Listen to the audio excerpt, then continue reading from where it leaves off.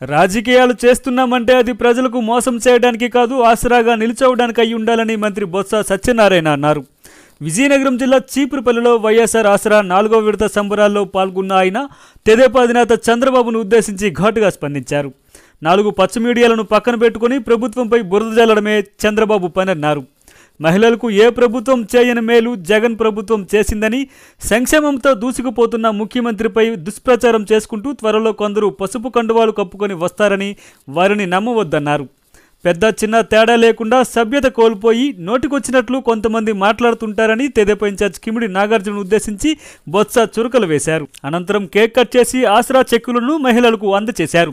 ఈ కార్యక్రమంలో జిల్లా కలెక్టర్ నాగలక్ష్మి, జడ్పీ చైర్మన్ మజ్జి శ్రీనివాసరావు, బెల్లాన చంద్రశేఖర్, మండల నాయకులు ఇప్పిలి అనంతం, వల్లిరెడ్డి శ్రీనివాస్ నాయుడు, బెల్లాన వంశీకృష్ణ తదితరులు పాల్గొన్నారు.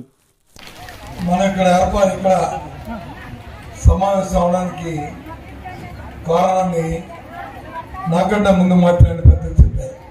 ఈ ఆసరా ప్రోగ్రాము ఇది గత ప్రభుత్వంలో చంద్రబాబు నాయుడు గారి హయాంలో మీరు ఏదైతే మోసపోయారో, ఏదైతే దగాపడ్డారో, ఏదైతే బాబొస్తే మహిళా రుణాలని మాఫీ చేస్తానని మాట ఇచ్చాడో, ఇచ్చి మోసం చేసిన నేపథ్యంలో రాజకీయాలంటే మోసం కాదు, రాజకీయాలంటే మభ్యపెట్టడం కాదు, రాజకీయాలంటే చెప్పింది చేయాలి, చేసిందే చెప్పాలి, ఆ తాలూకా కష్టాన్ని చూడాలి, దాన్ని తీర్చడానికి ఆ నాయకుడు ప్రయత్నం చేయాలని జగన్మోహన్ రెడ్డి గారు మీ తమ్ముడిగా, మీ అన్నగా, మీ మేనమామగా, మీ ఇంట్లో మీ కుటుంబ సభ్యుడిగా ఇవాళ ఈ కార్యక్రమాలు రూపొందించారు.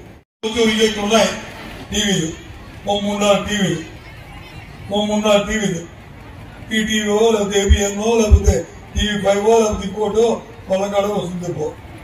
ఆ రోజు జగన్మోహన్ రెడ్డి గారిని తిట్టడం, జగన్మోహన్ రెడ్డి గారు దాన్ని ఆయన మీద ఏదో చూపెట్టడం, మీకు డబ్బులు ఇస్తే దోచుకు తిరిగిస్తున్నారు అని చెప్పడం, అప్పుడు పాలైపోయిందని చెప్పడం, ఇంకో పనిలే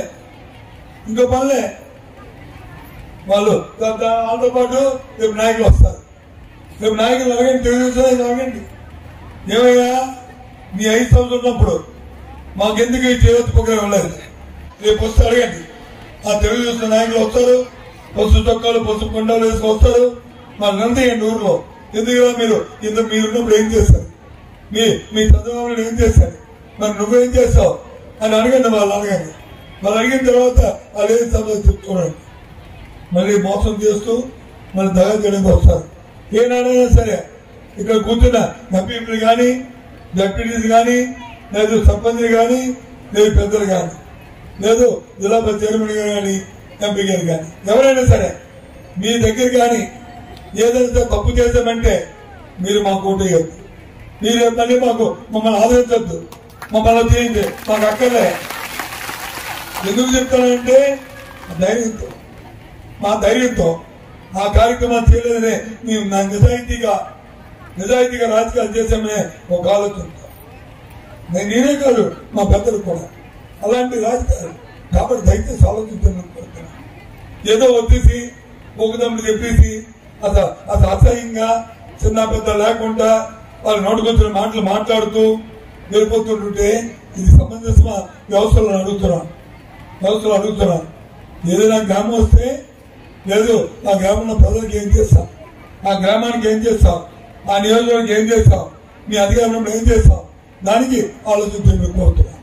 మా పెద్దలు చెప్తున్నారు ఈ నియోజకవర్గం ఏం చేస్తామో, ఏ గ్రామానికి ఏం చేస్తామో, ఏ మండలానికి ఏ కార్యక్రమం చేస్తాం. మాకంట 3-4 ఎమ్మెల్యేలు నమోదు చేశారు. మేమేం కొత్త కాదు, ఆ 4 ఎమ్మెల్యేలు చేశారు. మరి వాళ్ళు చేసినప్పుడు ఏం చేస్తారో చెప్పనండి. ఇప్పుడు ఏం చేస్తామో నేను చెప్తాం. ఈ నియోజకవర్గంలో తాగడానికి నీరు కానీ, పండించుకోవడం నీరు కానీ, సాగునీరు కానీ, లేదు పంటకు వచ్చి గిట్టుబాటు జరగమే, లేదు మీ తాలూకా పిల్లల చదువుకు కానీ, మీ స్కూళ్ళు బాగు చేయడం కానీ, లేదు మీ ఊర్లో హాస్పిటల్ కట్టడం కానీ, లేదు మీ అందరికీ చదువుకోవడానికి జూనియర్ కాలేజీ కానీ, లేదు డిగ్రీ కాలేజీ కానీ, లేదు పాలిటెక్నిక్ కాలేజీ కానీ, లేదు రేపు ఇంకా 2 రోజుల్లో శంకుస్థాపన చేయబోతున్నాం. మందపల్లి ఆసుపత్రికి ఈ చిరుమిల్లో శంకుస్థాపన చేయబోతున్నాం. రేపు హాస్పిటల్ ఆ కానీ శంకుస్థాపన చేస్తే అది కానీ కడితే ఇంకా ఎవరు కూడా విజయనగరం కూడా మీరు వచ్చి రైతానికి వెళ్ళవలసిన అవసరం ఉండదు. అటువంటి పరిస్థితులు వచ్చి మనం చేస్తున్నాం. ఇవన్నీ జగన్మోహన్ రెడ్డి గారి నాయకత్వంలో మేము చేస్తాం.